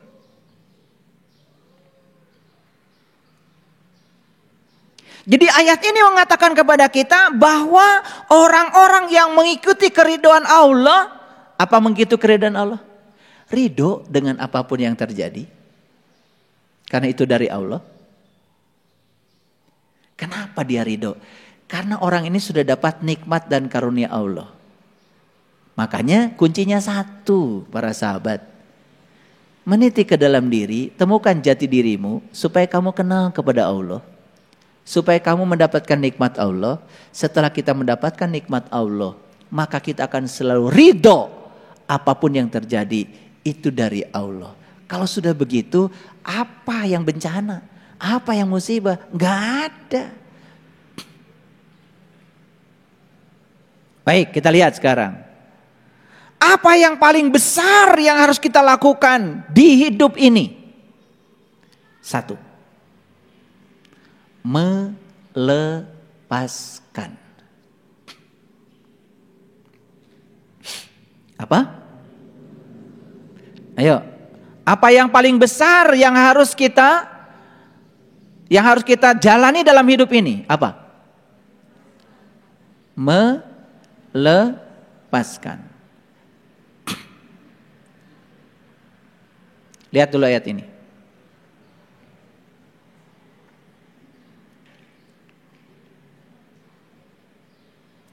Di ayat ini ada kata-kata yang indah seperti ini. Padahal kepadanya lah menyerahkan diri segala apa yang di langit dan di bumi. Baik dengan suka maupun dengan terpaksa. Lihat saya semua. Kalian mau melepaskan dengan suka, boleh. Kalian mau melepaskan dengan cara dipaksa, itu juga pasti akan terjadi. Karena ujung-ujungnya Allah ingin agar kamu melepaskan. Tapi selama ini begitu kita dipaksa untuk melepaskan, kita ini selalu saja bertahan. Itu yang bikin kita sakit. Dan yang paling sakit lagi ketika mati, kita harus dipaksa melepaskan semuanya dengan kematian. Dulu kalian bekerja, pensiun. Bukankah semesta ngasih karunia? Lepaskan. Kita punya anak dari kecilnya, dirorok sampai besar. Sudah besar dinikahkan, pergi. Lepaskan. Ada orang anaknya mau pergi udah nikah, dikekeuek terus. Dahar teu dahar riung mung pulung. Nah, loh. Kita punya uang, ada cara semesta untuk melatih kita melepaskan. Ada orang yang datang kepada kita pinjam uang, mungkin gak bayar lagi, lepaskan.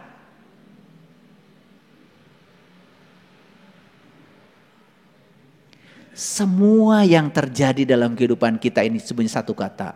Latihan melepaskan. Maka di Quran dikatakan, la tamutunna illa wa antum muslimun. Janganlah kau mati kecuali kamu sudah melepaskan. Lihat saya semuanya. Muslim itu orang yang sudah damai. Dan damai itu kuncinya cuma satu. Melepaskan. Ada yang datang kepada saya, ayah, saya baru tinggal suami sebulan yang lalu. Terus masalahnya apa? Supaya saya bersimpati, luar biasa ibu, kasihan ya suaminya mati, gitu. Datang ke saya nggak kayak gitu. Saya bilang, lepaskan. Saya tanya masalah Anda apa? Sekarang saya sedih itu karena kamu nggak melepaskan. Diikat terus, itu dipanggil oleh Allah. Sudah mencapai puncaknya kehidupan. Dipanggil sama yang punyanya. Kenapa kamu yang sewot?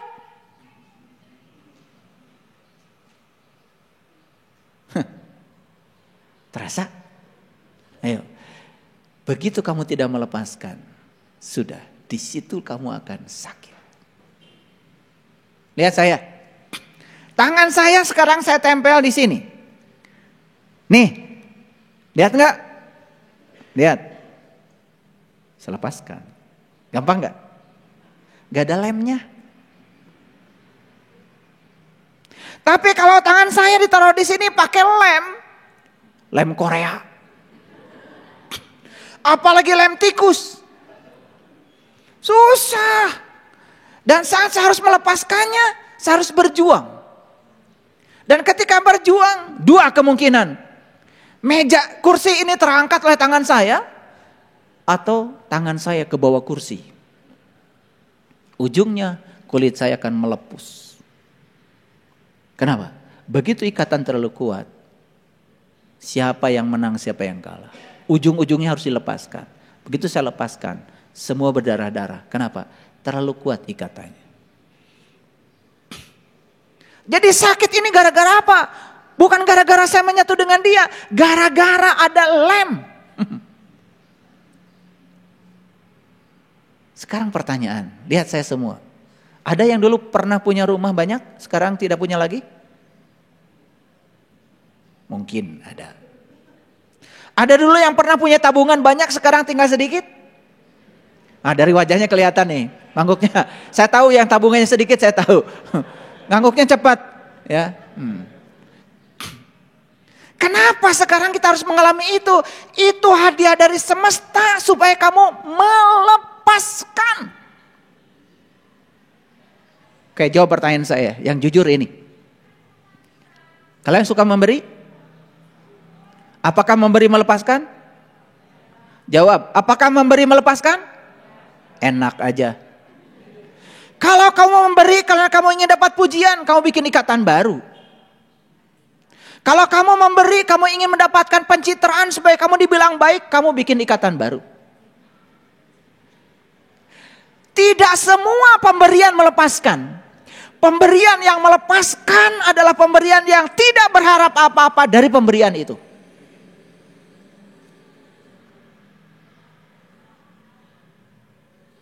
Kalian mau ngasih sama saya sebagai guru hadiah. Biar saya dapat perhatian dari ayah guru. Gak usah ngasih.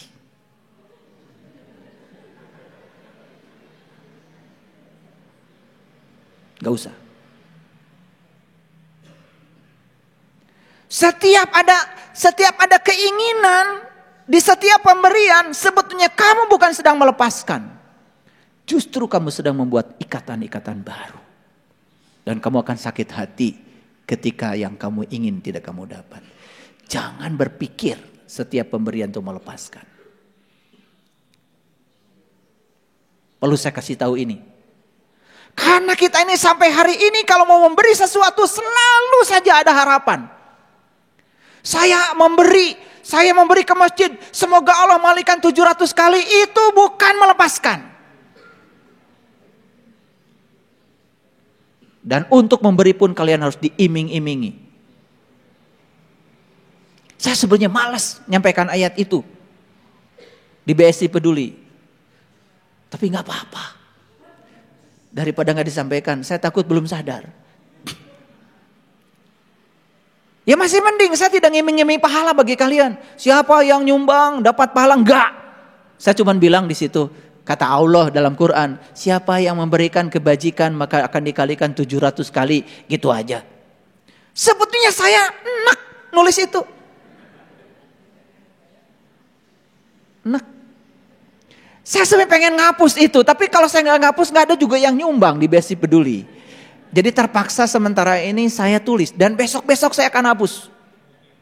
Kalau kesadaranmu sudah tinggi. Ngerti maksud saya? Lihat saya semuanya. Lihat saya semuanya. Saat kita mati nanti, yang akan menyiksa kita saat kita mati adalah kemelekatan yang dalam. Karena kita hari ini tidak bisa melepaskan. Susah, hitungannya matematis sekali di sini di otak ini. Aduh, luar biasa. Hayang nyiwit saya teh. Anu kitu teh. Mendekat menjadi ciwit. Ya. Itu sudah hidup bertahun-tahun. Sama Allah dilatih melepaskan. Dulu kamu punya teman, sekarang gak berteman lagi. Lepaskan. Dulu kamu bersatu, sekarang harus bercerai. Lepaskan. Kamu bersuami istri, kemudian istrimu meninggal atau suami meninggal. Lepaskan. Banyak latihan melepaskan dari semesta. Tapi kamu malah justru membangun kemelekatan. Pertanyaan yang dasar. Ada yang nanya sama saya, ayah, apa boleh saya mencari rezeki yang sebanyak? Cari sebanyak-banyaknya, segera lepaskan.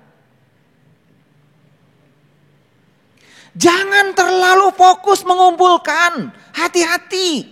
Jangan terlalu fokus mengumpulkan. Karena semakin asik mengumpulkan, kamu akan lupa melepaskan. Makanya saya bikin BSI Peduli itu ini buat latihan. Supaya matinya gak sakit. Jadi kalau ada yang mati sakit, salah. Karena gak ngasih sumbangan ke BSI Peduli.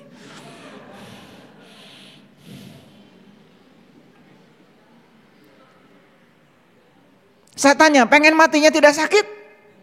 Lepaskan. Apapun, lepaskan. Sesederhana itu. Tetapi melepaskan itu memang tidak mudah. Bagi orang yang membangun kemelekatannya terlalu dalam. Tidak mudah.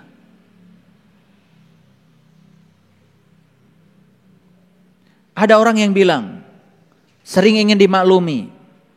Ayah, tadi saya mengalami kecelakaan spiritual. Wah, kenapa kamu? Kenapa? Saya marah ya tadi, tapi spontan. Mulai marah pakai spontan. Karena ingin dibela sama saya kan? Saya kenceng aja bicara. Gak ada marah spontan. Marah itu akumulasi. Marah itu watakmu. Kalau kamu sekarang marah walaupun sebentar, itu akumulasi dari semua yang kamu kumpulkan selama ini. Sekarang keluar aslinya. Gak ada marah spontan.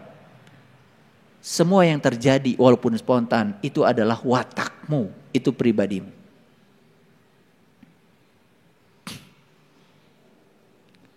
Ada yang minta suaminya minta maaf sama istrinya, maaf ya sayang. Tadi ayah marah, tapi spontan. Enggak gitu.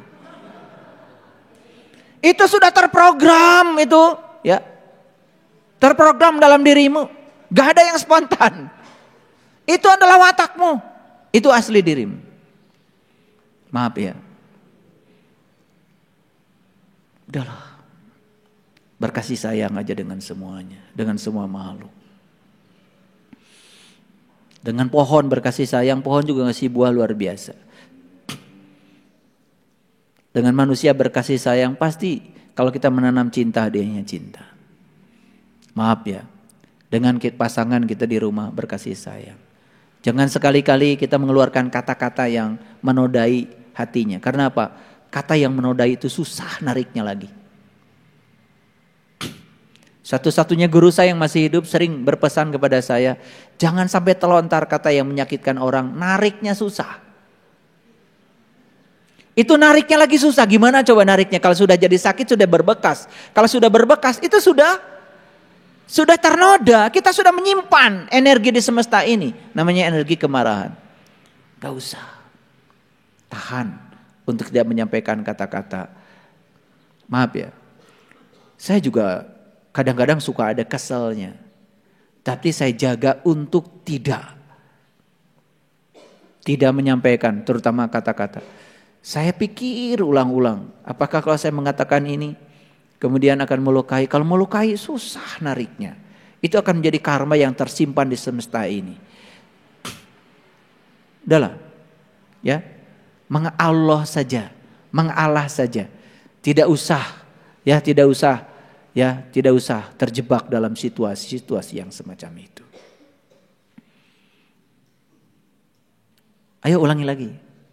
Jadi orang-orang yang sudah kembali kepada Allah, kembali pada nikmat Allah, kembali kepada karunia Allah, kembali kepada keridhaan Allah, hidupnya bersama Allah, matinya bersama Allah, tidak ada bencana, tidak ada musibah. Paham ya? Nah, awas. Memahaminya harus hati-hati ya. Udah ngaji di sini malah keserempet sepeda motor. Baru aja ngaji. Keserempet sepeda motor mau disebut musibah atau tidak, terserah kamu. Bagi orang yang ridho, tidak ada musibah. Ngerti maksudnya? Mau bebas dari musibah? Ya. Mau bebas dari banjir? Bebas dari utang? Ya gak apa-apa kalau kalian harus punya utang, nyicil, gak apa-apa. Saya juga punya mobil nyicil kok, gak masalah. Gak dosa kok punya utang, yang penting mau bayar utang. Yang dosa itu yang suka pinjam-pinjam tapi gak bayar. Kadang-kadang jadi kebiasaan. Pinjam terus, bayarnya lupa. Iya, nunggu diikhlaskan. Nah ini watak yang, aduh watak kayak gini jangan dipelihara ya. Nunggu diikhlaskan, nunggu belas kasihan. Harus konsekuen. Kalau pinjam, kamu bayar. Kalau janji hari anu mau bayar ya bayar. Ini masalah watak. Ya, sehingga kamu menjadi tidak dipercaya lagi sama orang lain. Ya.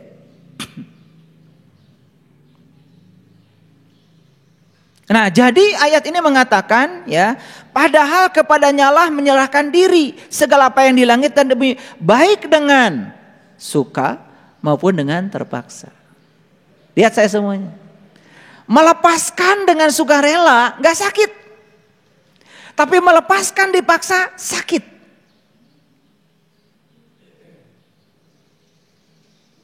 Nah pertanyaan sekarang, hayang dipaksa wae. Melepaskannya itu harus dipaksa oleh semesta, harus dipaksa oleh Allah gitu.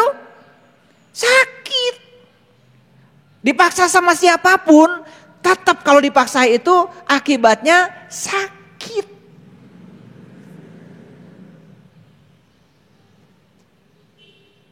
Udahlah sekarang. Ayo, selepas dari sini latihan. Nah itulah pentingnya kita pergi sekarang ke rumah sejati kita. Pergi ke rumah diri kita yang sebenarnya. Pulang kepada Allah. Bersama dengan Allah semuanya menjadi mudah. Gak ada musibah, gak ada bencana. Kenapa? Bersama dengan Allah kita menjadi mudah melepaskan. Ya Allah, terima kasih. Saya dikasih rezeki yang luar biasa. Hati-hati. Ketika rezekimu luar biasa, tidak sebanding dengan upayamu, hati-hati, itu bukan berkah.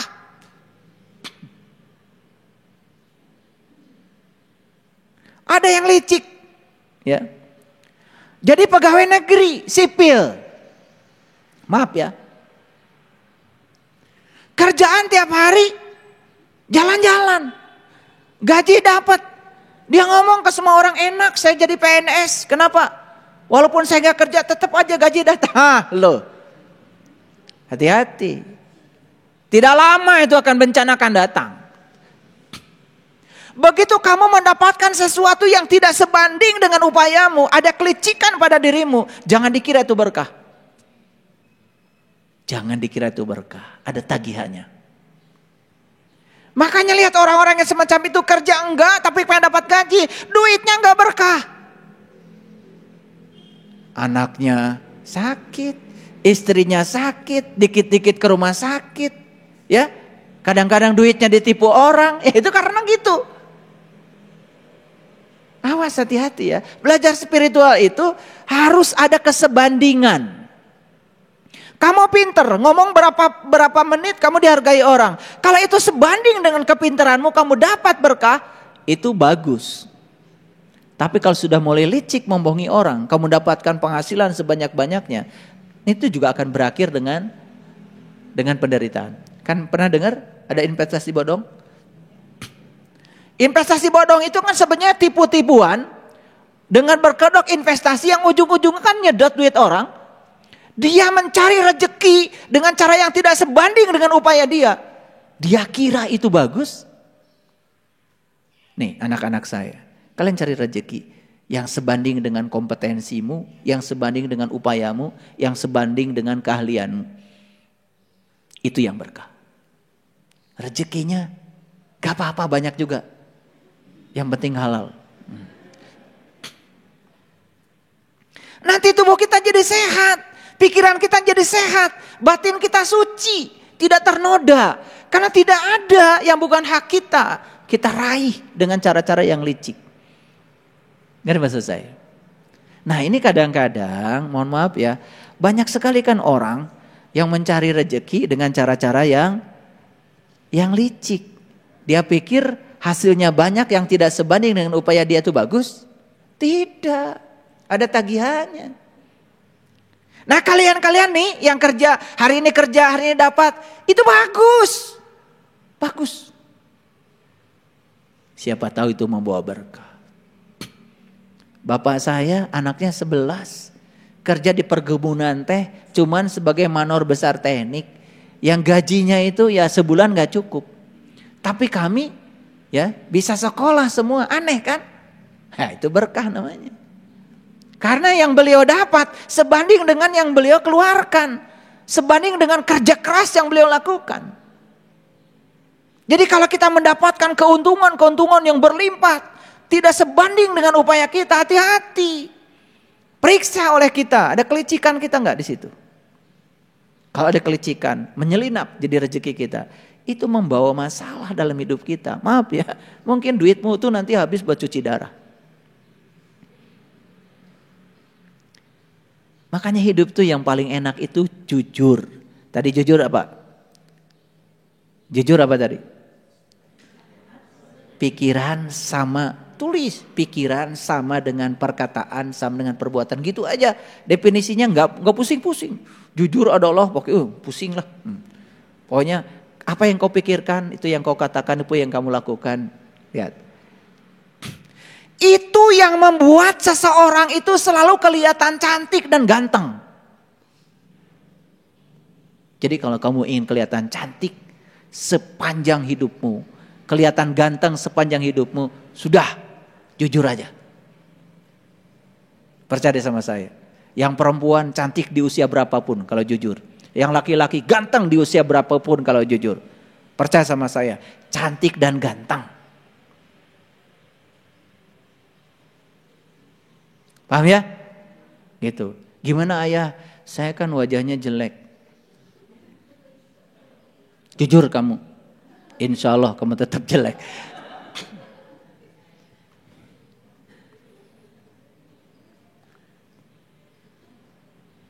Makanya yang jelek wajah itu jangan takut naksir. Karena yang berhak takut itu yang ditaksir. Ini pesan penting dari saya. Pokoknya kalau jujur itu, pagar kita. Nah, tahu pagar? Pagar tuh? Pagar itu bukan sekedar pelindung loh. Tapi pagar itu juga bisa jadi hiasan. Coba rumah kita dikasih pagar, gak ada orang manjat. Dan pagar itu bukan sekedar pelindung, tapi juga bisa perhiasan. Apalagi pagarnya pagar hidup. Betul gak? Coba bikin pagar di depan rumah pakai pohon singkong. Kan tiap pagi ngundur singkong. Betul gak? Itu pagar. Bahkan pagar itu bisa ngasih makan sebetulnya. Kalau jujur jadi pagar kita, apa yang terjadi? Dipagerin. Maka kita akan menjadi terlindung, ganteng, betul? Karena ada pagarnya, ada sarungnya. Maaf ya, makanya udah usaha kecil-kecilan, gak jujur lagi, ya tambah kecil. Coba, jujur deh, jujur. Apa yang kamu katakan, lakukan. Jangan suka menarik perkataan. Kalian kadang-kadang ngomong suka basa-basi, jadinya basi. Contoh begini, ayah sebetulnya sih saya pengen ngaji. Cuman, kalau kamu gak datang di sini, kamu tuh gak pengen. Kalau pengen pasti ada jalan dari semesta untuk datang di sini. Ngerti maksud saya? Jangan ngomong gitulah sama saya, basa-basi itu. Sebenarnya saya pengen datang, cuman kamu itu gak pengen datang. Kalau pengen datang itu harus ada di sini. Ke saya jangan ngomong gitulah. Itu kan menghina saya. Cuman kadang-kadang saya kan harus ngelus dada aja. Ya, lihat anak-anak saya model-model kayak gitu. Ya. Basa-basi jadinya. Jadi oleh karena itu, kalau nggak mau datang, nggak usah ngomong gitu. Karena kalau kamu nggak mau datang, ya kamu juga tidak akan ada di sini. Kalau mau datang dan kencang maunya, ya pasti ada di sini. Karena begitu kita mau, semesta akan ngasih jalan untuk ada di sini. Paham maksud saya? Nah, ini adalah pelajaran penting supaya kita tidak banyak basa-basi. Oleh karena itu, yuk mau pulang sekarang? Pulang sekarang. Pulang kepada Allah, gak usah nunggu mati nanti.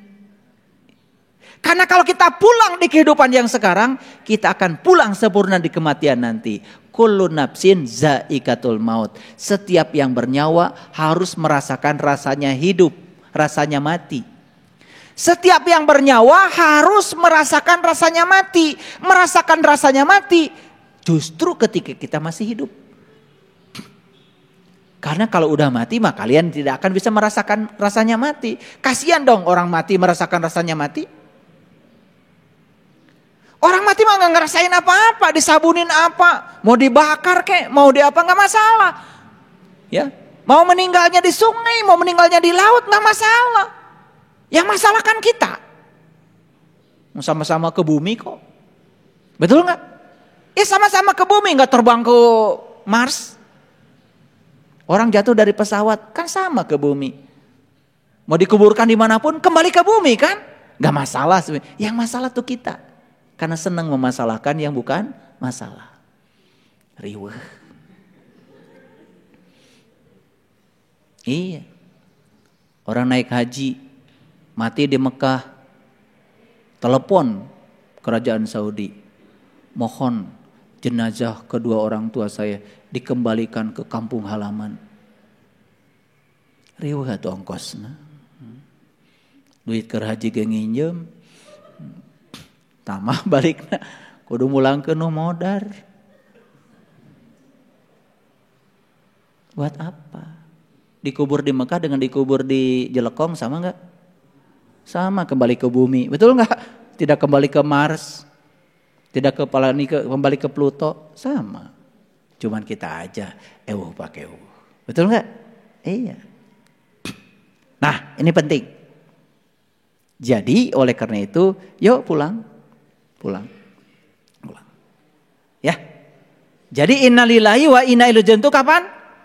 Di sini, saat ini, sekarang. Ayo pulang kalian, pulang. Nah, saya sudah kasih tahu indikatornya. Kalau kita dalam hidup banyak masalah, pulang. Kalau dalam hidup banyak penderitaan, pulang. Di rumah cekcok terus, pulang. Ayo pulang. Pulang ke jati diri. Begitu kalian pulang, maka kalian akan menjadi pengasih, penyayang bersama Allah itu luar biasa. Gelang, sipatu gelang. Gelang si rama-rama. Mari pulang, marilah pulang. Marilah pulang ke rumah diri kita. Gitu. Balik. Ya. Ayo.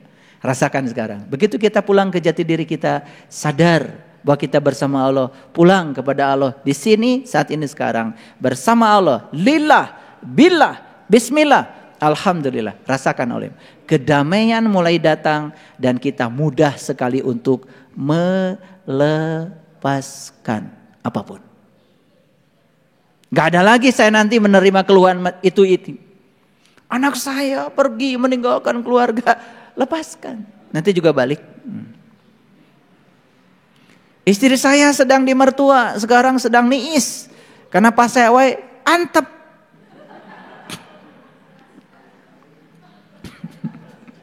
Kayak balik. Ya, iya. Makin ruwet di sini, makin ruwet di luar. Makin damai di sini, like attracts like. Begitu menciptakan kedamaian di dalam, yang damai di luar akan datang. Begitu menciptakan kebahagiaan di dalam, yang damai-damai keluar. Makanya berhenti membicarakan yang kalian tidak ingin dalam hidup. Bicarakan saja yang kalian ingin. Maka yang akan datang dalam kehidupanmu pasti yang kamu ingin. Terlalu sering membicarakan yang tidak diinginkan, hati-hati.